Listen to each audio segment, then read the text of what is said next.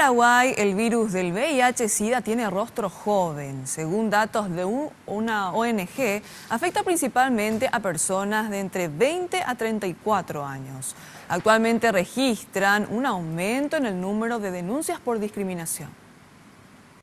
Según los registros del Centro de Consejería y Denuncias de VIH-Sida y Derechos Humanos, este año 218 personas que viven con VIH-Sida denunciaron ser víctimas de discriminación en sus lugares de trabajo, cifra que aumentó considerablemente con relación al año pasado. Este año en las Fuerzas Armadas, 2 personas fueron despedidas de sus puestos de trabajo y otras 5 de empresas privadas a consecuencia de su estado serológico positivo.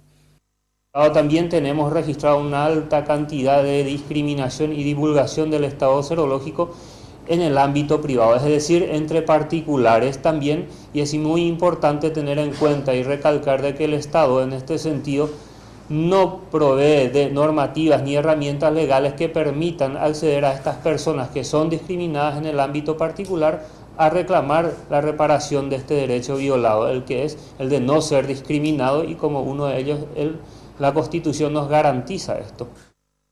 Las estadísticas señalan que un 70% de las mujeres embarazadas que fueron registradas con VIH tienen entre 15 y 21 años. Estas estadísticas nos demuestran que en el Paraguay el Estado, como garante de nuestros derechos, no está garantizando el acceso a la información y está llegando tarde con esta información a las escuelas, y con esto como consecuentemente viola los derechos de los niños, niñas y ciudadanos que vivimos bajo su jurisdicción.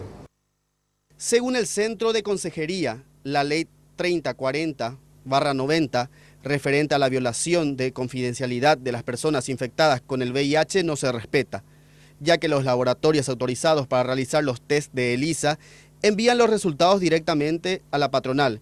En el 2016 se registraron 1.491 nuevas personas infectadas con VIH.